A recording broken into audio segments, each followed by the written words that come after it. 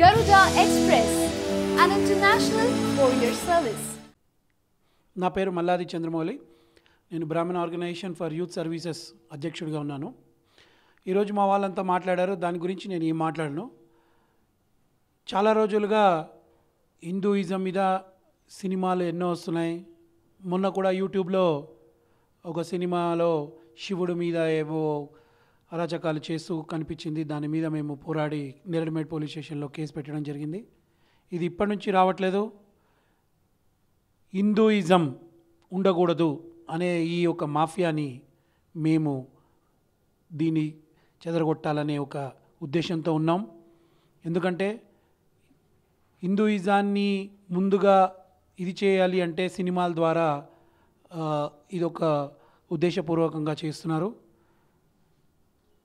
ఎక్కడైతే హిందూయిజాన్ని కానీ బ్రాహ్మణిజాన్ని కానీ కించపరుస్తారో అక్కడ మా లాంటి వాళ్ళు ఉద్యమకారులు తప్పకుండా వస్తారు, ఎంత దూరమైనా వెళ్తారు.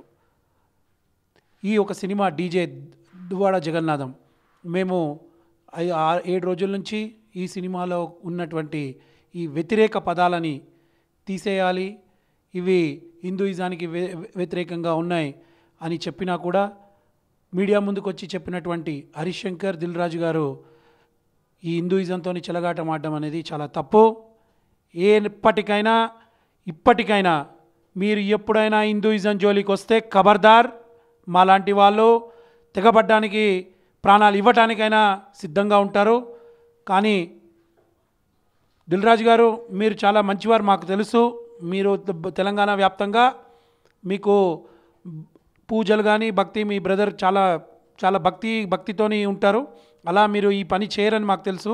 సినిమా విడుదలయ్యే టైంకి మా ఒక కోరికలు మన్నించి తప్పకుండా ఈ పదాలని ఈ సినిమాలో ఈ సాంగ్ని తీసేయవలసిందిగా మేము కోరుకుంటున్నాం.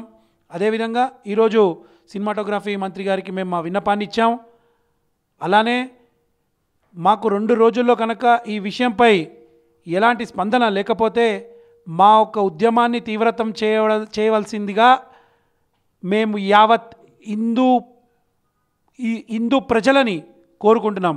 ఈ భారతదేశంలో 80 కోట్ల మంది హిందూస్ ఉన్నారు. ప్రతి ఒక్కరిని మేము అంత చేయలేకపోవచ్చు, కానీ మాకు సాధ్యమైనంత మందిని మేము ఈ ఉద్యమంలో పాల్గొనవలసిందిగా కోరుతాం. ఎంత దూరమైనా వెళ్తాం, న్యాయపరంగా పోరాడతాం. ఖబర్దార్, మళ్ళీ హిందూయిజం జోలికి వస్తే ఖబర్దార్.